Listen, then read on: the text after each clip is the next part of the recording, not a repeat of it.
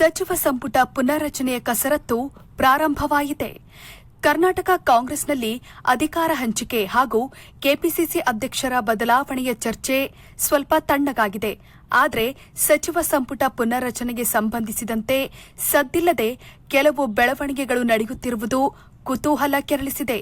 ಇದಕ್ಕೆ ಕಾರಣ ಇತ್ತೀಚೆಗೆ ರಾಹುಲ್ ಗಾಂಧಿ ಹಾಗೂ ಮಲ್ಲಿಕಾರ್ಜುನ ಖರ್ಗೆ ಕರ್ನಾಟಕದ 6ನೇ ಉಚಿತ ಯೋಜನೆಯನ್ನ ಜಾರಿ ಮಾಡಿದ ಸಂದರ್ಭದಲ್ಲಿ ಉಪಮುಖ್ಯಮಂತ್ರಿ ಡಿಕೆ ಶಿವಕುಮಾರ್ ಹಾಗೂ ಮಾನ್ಯ ಮುಖ್ಯಮಂತ್ರಿಗಳಾದ ಶ್ರೀ ಸಿದ್ದರಾಮಯ್ಯನವರ ಜೊತೆಯಲ್ಲಿ ಚರ್ಚಿಸಲಾಗಿದ್ದು, ಬಹುತೇಕ ಮುಂದಿನ ಸಚಿವ ಸಂಪುಟ ಸಭೆಯಲ್ಲಿ ಚರ್ಚಿಸಬಹುದು ಅನ್ನೋ ಮಾಹಿತಿ ಇರುತ್ತದೆ. ಈಗಾಗಲೇ ಸಚಿವರ ಮೌಲ್ಯಮಾಪನವನ್ನ ಹೈಕಮಾಂಡ್ ಮುಗಿಸಿದ್ದು, ಶೀಘ್ರವೇ ಕ್ಯಾಬಿನೆಟ್ ರೀಶಫಲ್ ಆಗುವ ಸಾಧ್ಯತೆಗಳು ದಟ್ಟವಾಗಿದೆ. ಕೆಲವು ಸಚಿವರ ಎದೆಯಲ್ಲೂ ಢವ ಕಾಣಿಸಿಕೊಂಡಿದೆ. ಸಂಪುಟ ಪುನರ್ರಚನೆಯಲ್ಲಿ ಯಾರು ಔಟ್ ಯಾರು ಇನ್ ಎನ್ನುವ ಪಟ್ಟಿ ಸಿದ್ದಗೊಂಡಿದ್ದು, ಹೊಸಪೇಟೆಯಲ್ಲಿ ನಡೆದ ರಾಜ್ಯ ಸರ್ಕಾರದ 2ನೇ ವರ್ಷದ ಸಂಭ್ರಮಾಚರಣೆಯಲ್ಲಿ ಪಾಲ್ಗೊಂಡಿದ್ದ ಕಾಂಗ್ರೆಸ್ ವರಿಷ್ಠ ರಾಹುಲ್ ಗಾಂಧಿಯವರ ಕೈಗೆ ತಲುಪಿದೆ ಎನ್ನಲಾಗಿದೆ. ಸರ್ಕಾರ ರಚನೆಯಾಗಿ ಈಗಾಗಲೇ 2 ವರ್ಷ ಪೂರೈಸಿದೆ. ಹೀಗಾಗಿ ಕ್ಯಾಬಿನೆಟ್ ರೀಶಫಲ್ಗೆ ಕಾಂಗ್ರೆಸ್ ಹೈಕಮಾಂಡ್ ಚಿಂತನೆ ನಡೆಸಿದೆ. ಚಳಿಗಾಲದ ಅಧಿವೇಶನದ ಬೆನ್ನಲ್ಲೇ ಸಚಿವ ಸಂಪುಟ ವಿಸ್ತರಣೆಯಾಗಬೇಕಿತ್ತು. ಆದರೆ ಕಾರಣಾಂತರಗಳಿಂದ ಕ್ಯಾಬಿನೆಟ್ ರೀಶಫಲ್ ಆಗಿದ್ದಿಲ್ಲ. ಇದೀಗ ಸಂಪುಟ ಪುನರ್ರಚನೆಗೆ ಕಾಲ ಕೂಡಿ ಬಂದಿದೆ ಎನ್ನಲಾಗಿದೆ. ಪ್ರಮುಖವಾಗಿ ಸಚಿವರ ಕಾರ್ಯವೈಖರಿ ಬಗ್ಗೆ ಶಾಸಕರು ಅಸಮಾಧಾನ ವ್ಯಕ್ತಪಡಿಸಿರುವುದನ್ನು ಹೈಕಮಾಂಡ್ ಸೀರಿಯಸ್ ಆಗಿ ತೆಗೆದುಕೊಂಡಿದೆ. ಹಲವು ಬಾರಿ ಸಚಿವರಿಗೆ ಈ ಬಗ್ಗೆ ಎಐಸಿಸಿ ಸೂಚನೆ ನೀಡಿದ್ದರೂ ಕೂಡ ಮಿನಿಸ್ಟರ್ಗಳು ಬದಲಾಗದಿರುವುದನ್ನು ಹೈಕಮಾಂಡ್ ಗಂಭೀರವಾಗಿ ಪರಿಗಣಿಸಿದ್ದು, ಅಂತವರಿಗೆ ಕೋಕು ಕೊಡಲು ಮುಂದಾಗಿದೆ ಅಂತ ತಿಳಿದು ಬಂದಿದೆ. ಸಚಿವ ಸಂಪುಟ ವಿಸ್ತರಣೆಗೆ ಮುಂದಾಗಿರುವ ಹೈಕಮಾಂಡ್ ತನ್ನದೇ ಆದ ಕಾರಣಗಳನ್ನು ನೀಡುತ್ತಿದೆ. ಅವಕಾಶ ವಂಚಿತ ಹಿರಿಯ ಶಾಸಕರು ಸಿಎಂ, ಡಿಸಿಎಂ ಮೇಲೆ ಒತ್ತಡ ಹಾಕುತ್ತಿದ್ದು, ಕ್ಯಾಬಿನೆಟ್ ಸೇರಲು ಶತಪ್ರಯತ್ನ ನಡೆಸುತ್ತಿದ್ದಾರೆ. ಇದರ ಜೊತೆಗೆ ಹಲವು ಸಚಿವರ ಮೇಲೆ ಭ್ರಷ್ಟಾಚಾರ ಸೇರಿ ಗುರುತರ ಆರೋಪಗಳು ಕೇಳಿಬಂದಿವೆ. ಅದಲ್ಲದೆ ಸಚಿವರು ತಮ್ಮದೇ ಶಾಸಕರ ಜೊತೆ ನಡೆದುಕೊಳ್ಳುತ್ತಿರುವ ರೀತಿಯ ಬಗ್ಗೆಯೂ ಹೈಕಮಾಂಡ್ಗೆ ದೂರು ಹೋಗಿದೆ. ಈ ಬಗ್ಗೆ ಸೂಚನೆ ನೀಡಿದರೂ ಸಚಿವರ ವರ್ತನೆಯಲ್ಲಿ ಬದಲಾಗಿಲ್ಲ ಎನ್ನಲಾಗಿದೆ. ಇನ್ನು ಸರ್ಕಾರ ರಚನೆಯಾಗಿ 2 ವರ್ಷ ಆಗುತ್ತಾ ಬಂದಿದ್ದರೂ ತಮ್ಮ ಟೀಮ್ನಲ್ಲಿ ಬದಲಾವಣೆ ತಂದು ಆಡಳಿತಕ್ಕೆ ಚುರುಕು ಮುಟ್ಟಿಸಲು ಸಿದ್ದರಾಮಯ್ಯ ಮುಂದಾಗಿದ್ದಾರೆ.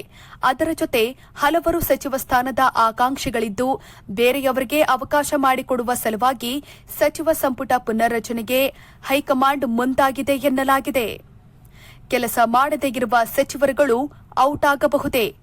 ಈಗಾಗಲೇ ಸಚಿವ ಸಂಪುಟ ಪುನರ್ರಚನೆ ಗುಸುಗುಸು ಪಕ್ಷದಲ್ಲಿ ಬಿರುಸುಗೊಂಡಿದ್ದು, ಹಿರಿಯ ಸಚಿವರುಗಳಿಗೆ ಆರೋಪ ಹೊತ್ತ ಮಂತ್ರಿಗಳಿಗೆ ಢವ ಶುರುವಾಗಿದೆ. ಹೌದು, ಮುಖ್ಯಮಂತ್ರಿ, ಉಪಮುಖ್ಯಮಂತ್ರಿ ಸೇರಿ ಕೆಲವು ಸಚಿವರು ಆಕ್ಟಿವ್ ಹೊರತುಪಡಿಸಿದ್ರೆ ಕೆಲವರು ತಮ್ಮ ಇತಿಮಿತಿಯಲ್ಲಿ ಕೆಲಸ ಮಾಡುತ್ತಿದ್ದಾರೆ. 10ಕ್ಕಿಂತ ಹೆಚ್ಚು ಮಂದಿ ಸಚಿವರು ಕೆಲಸ ಇಲ್ಲದ ಆರೋಪ ಹೊತ್ತಿದ್ದಾರೆ. ಕ್ಷೇತ್ರಕ್ಕೆ ಸೀಮಿತವಾಗಿದ್ದಾರೆ.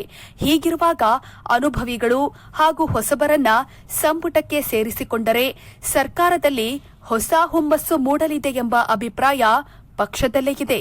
ಪಕ್ಷದ ವೇದಿಕೆಗಳಲ್ಲೂ ಚರ್ಚೆಯಾಗಿದೆ. ರಾಹುಲ್ ಗಾಂಧಿಯವರಿಗೆ ತಲುಪಿರುವ ಪಟ್ಟಿಯಲ್ಲಿ ಪ್ರಮುಖ ಹೆಸರುಗಳಿದ್ದು, ಪಟ್ಟಿಯಲ್ಲಿರುವ ಪ್ರಮುಖರ ಹೆಸರುಗಳನ್ನು ಪರಿಗಣಿಸಬೇಕು ಎನ್ನುವ ಆಗ್ರಹ ಪೂರ್ವಕ ಮನವಿ ಸಲ್ಲಿಸಲಾಗಿದೆ. ಈ ಬಾರಿ ಸಂಭವನೀಯ ಪಟ್ಟಿಯಲ್ಲಿ ಕೆಲವು ಅಚ್ಚರಿಯ ಹೆಸರುಗಳಿರುವುದು ವಿಶೇಷವಾಗಿದೆ.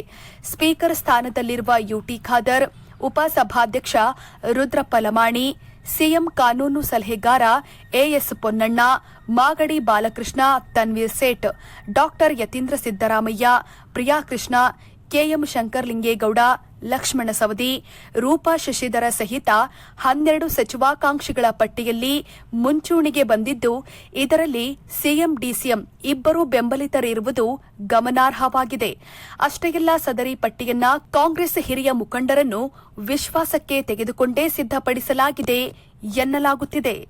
ಒಟ್ಟಾರೆ ಸಂಪುಟ ಪುನರ್ರಚನೆ ಎಂಬ ಜೇನುಗುಡಿಗೆ ಕೈ ಹಾಕಲು ಸರ್ಕಾರ ಮುಂದಾಗಿದ್ದು, ಈ ಪ್ರಕ್ರಿಯೆ ಯಾವ್ಯಾವ ತಿರುವು ಪಡೆದುಕೊಳ್ಳುತ್ತೋ ಕಾದು ನೋಡಬೇಕು.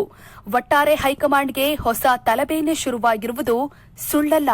ಈ ಹಿನ್ನೆಲೆಯಲ್ಲಿ ರಾಮಲಿಂಗಾರೆಡ್ಡಿ ಹಾಗೂ ಕೆಎಚ್ ಮುನಿಯಪ್ಪ ಅವರುಗಳು ಕಂದಾಯ ಸಚಿವ ಸ್ಥಾನ ಗಿಟ್ಟಿಸಿಕೊಳ್ಳಲು ಒತ್ತಡ ಹೇರುತ್ತಿದ್ದಾರೆ ಅನ್ನೋ ಸುದ್ದಿಯೂ ಇದೆ. ಈ ವಿಚಾರದಲ್ಲಿ ಮುಂದಿನ ದಿನಗಳಲ್ಲಿ ಕೈ ಯಾರನ್ನ ಹಿಡಿಯುತ್ತದೋ ಯಾವ ಕೈಯನ್ನ ಬಿಡುತ್ತದೋ ಕಾದು ನೋಡಬೇಕಾಗಿದೆ. ವೀಕ್ಷಕರೇ, ಈ ಸುದ್ದಿ ನಿಮಗೆ ಇಷ್ಟವಾದಲ್ಲಿ ನಮ್ಮ ಚಾನೆಲ್ ಅನ್ನು ಸಬ್ಸ್ಕ್ರೈಬ್ ಮಾಡಿ, ಲೈಕ್ ಮಾಡಿ, ಶೇರ್ ಮಾಡಿ.